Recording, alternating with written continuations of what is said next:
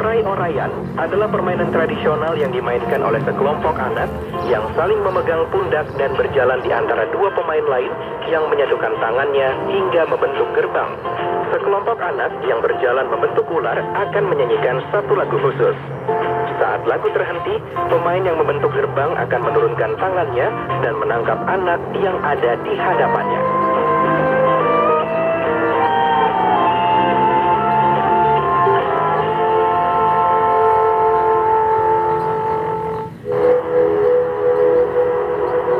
Legenda Rawapening. Pada zaman dahulu di desa Ngasem, hiduplah seorang gadis cantik bernama Sawitri. Dia melahirkan seekor naga ajaib, bisa bicara seperti manusia, dan diberinya nama baru Klinting. Setelah besar, dia bertanya pada ibunya,